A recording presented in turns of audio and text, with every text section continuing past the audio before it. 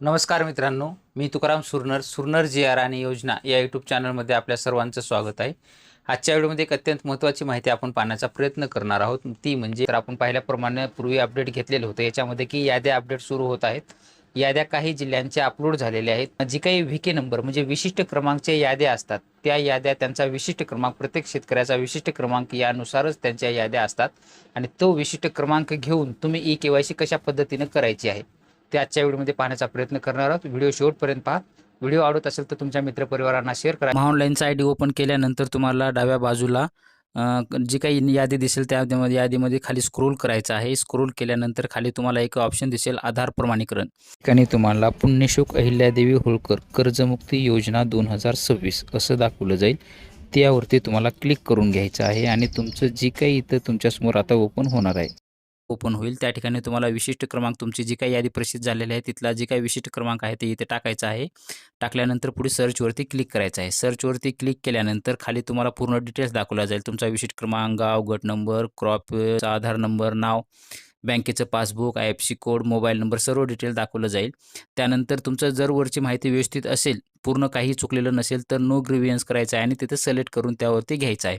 आणि जर काही तुमची तक्रार असेल तर खाली जे काही ऑप्शन असेल त्यावरती क्लिक करून तुम्हाला घ्यायचं आहे. त्यानंतर खाली तुमचा मोबाईल नंबर आहे. मोबाईलवरती तिथं जे काही टाकलेला मोबाईल नंबर तुम्ही दिलेला आहे तो मोबाईल नंबर आहे. जरी इथं मोबाईल नंबर तुमचा चुकलेला असला तरी घाबरून जायचं कारण नाही आहे. त्या मोबाईलचं काही देणं-घेणं नाही आहे. OTP आधार के-वाय-सी करताना OTP हा तुमच्या आधार लिंक असलेल्या मोबाईलवरतीच जाणार आहे. त्यामुळं मोबाईल लिंक तिथं चुकीचा जरी असला तर काही घाबरू नका. त्यानंतर खाली आधार ई-के-वाय-सी वरती क्लिक करायचं आहे.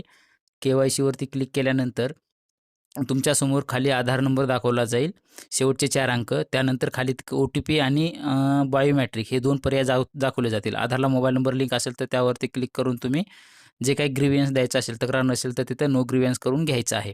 म्हणजे वरच्या माहितीमध्ये काहीही तुमची तक्रार नाही म्हणून.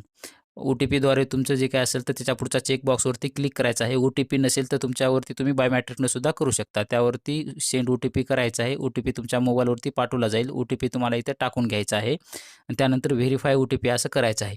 केल्यानंतर तुमच्यासमोर असं तुमचं जे काही असं इथं आधार ऑथेंटिकेशन इज सक्सेसफुली दाखवलं जाईल. त्यानंतर खाली घेऊन तुम्हाला प्रिंटवरती क्लिक करायचं आहे. अशी तुमची ई-के-वाय-सी केलेली पावती तुमच्यासमोर अशी निघेल. ही पावती तुम्हाला डाउनलोड करून घ्यायची आहे आणि तुमच्याजवळ ठेवायची आहे. ही पूर्ण प्रोसेस तुमची इथं कंप्लीट झालेली आहे. ज्यांच्या आधारला मोबाईल नंबर लिंक नाही त्यांनी स्वतः केंद्रावर जाऊन आधार आपलं अंगठा लावून सुद्धा ई-के-वाय-सी करू शकता. अशा पद्धतीनं पूर्ण ई-के-वाय-सी करून घ्यायची आहे. ई-के-वाय-सी केल्याच्या नंतरच तुमच्या खात्यावरती तुमच्या आधार संलग्न जी काही बँक असेल त्या बँकवरती तुमचे पैसे पाठवले जातात. अशा पद्धतीचे छोटंसं अपडेट होतं, हे देण्याचा आपण प्रयत्न केलेला आहे.